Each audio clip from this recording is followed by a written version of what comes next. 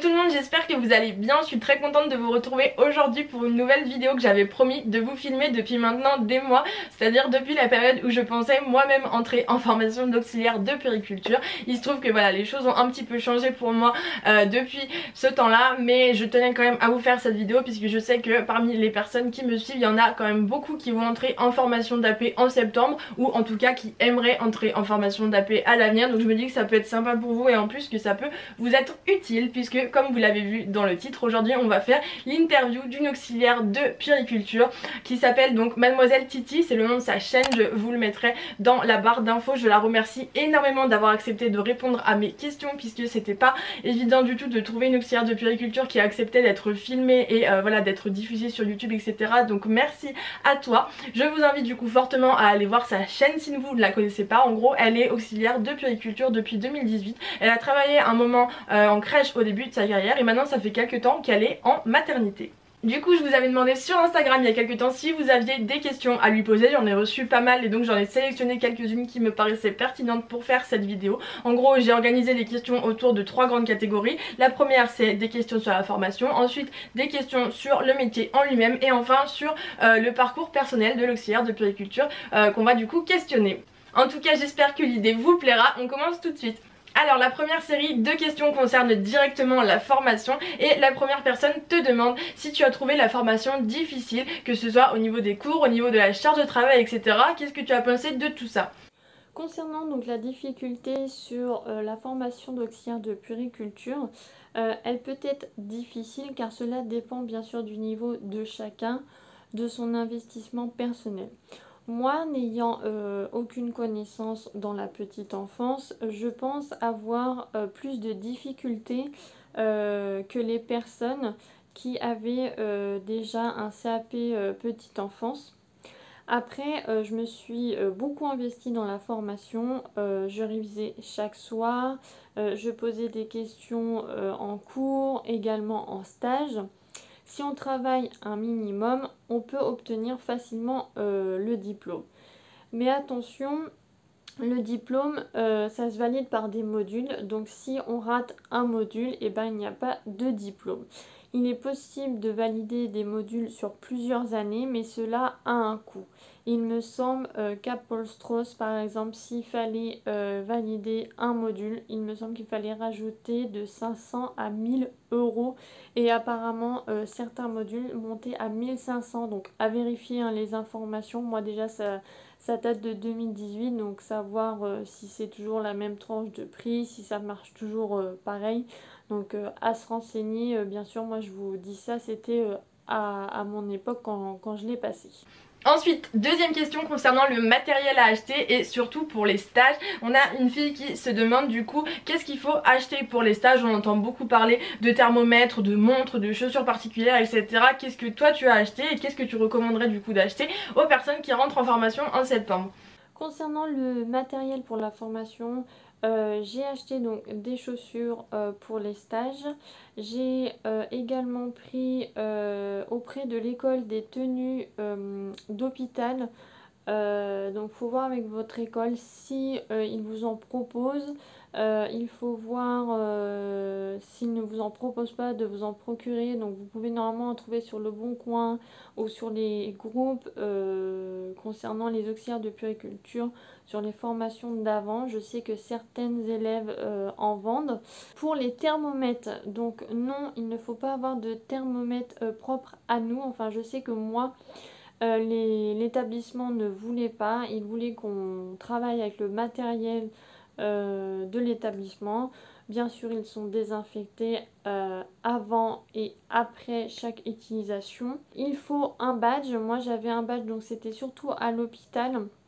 Parce qu'en crèche c'est un peu plus risqué parce qu'on prend les enfants avec nous, le badge faut faire attention, ça peut s'agripper et tout.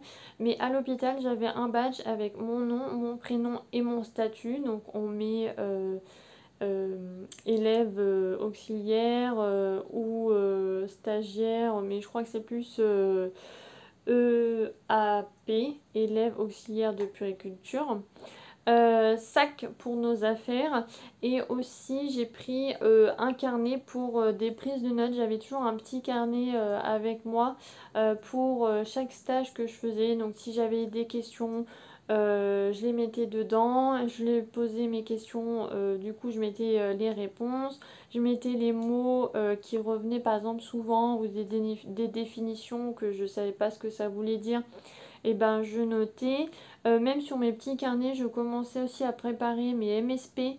Donc voilà, c'est important d'avoir un moyen où on peut écrire dessus, ou tiens on pense à quelque chose, hop on marque direct dessus.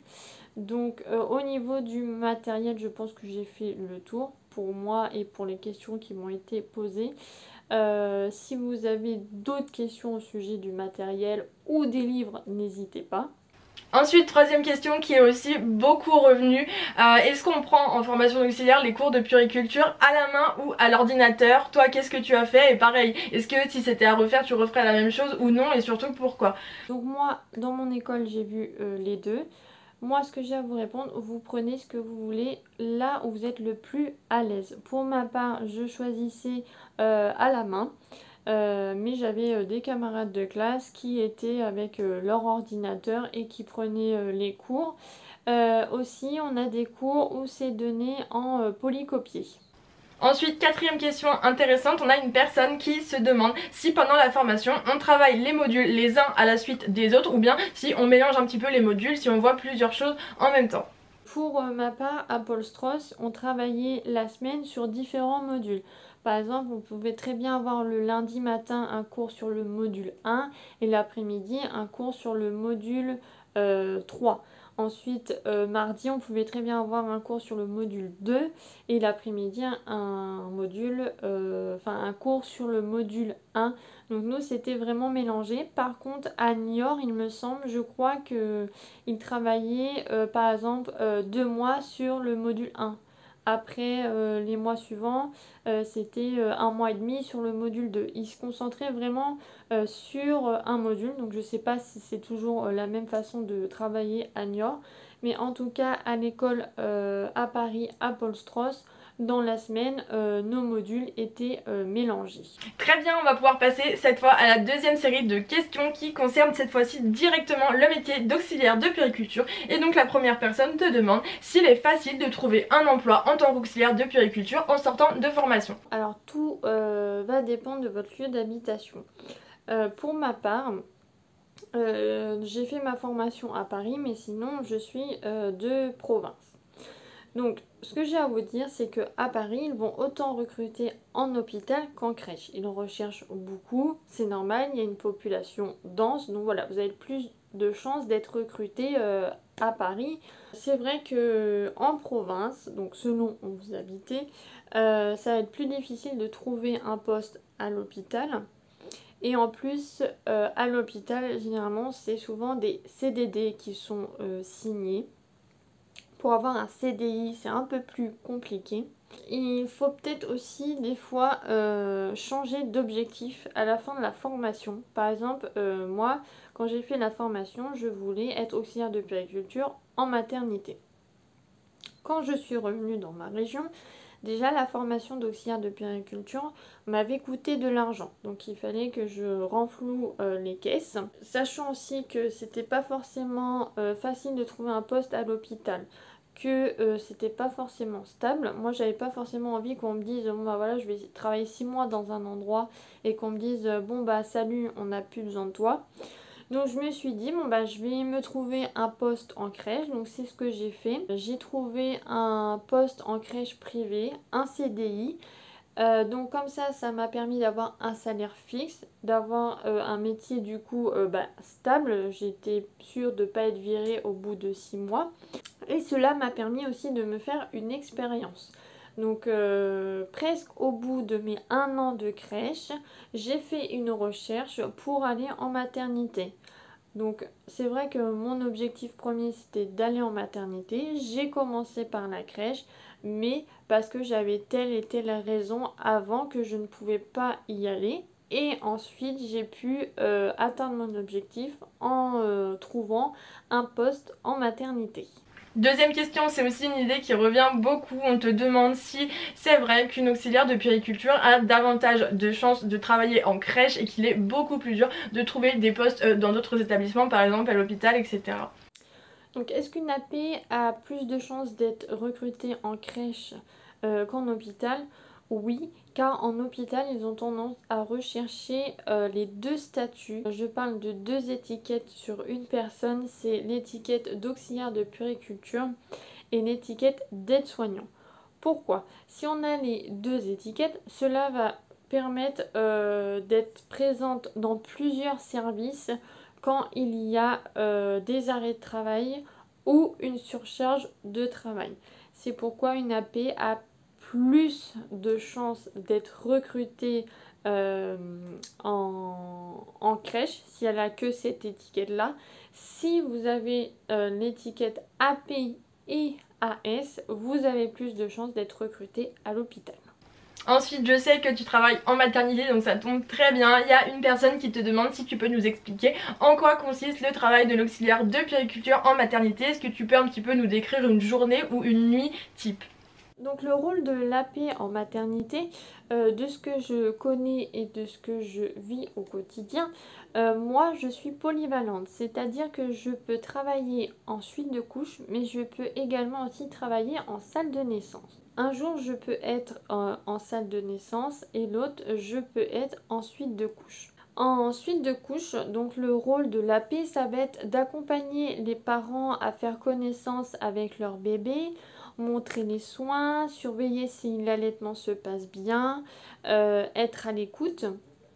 En salle de naissance, l'AP va assister la sage-femme pendant l'accouchement. Elle va aider pour les consultations et va faire du ménage, donc remettre en ordre la salle d'accouchement après que la maman soit remontée ensuite de couche. Je vous invite à regarder ma vidéo où j'explique une nuit type ensuite de couche. Voilà, ça vous donnera quelques précisions en plus si ça vous intéresse.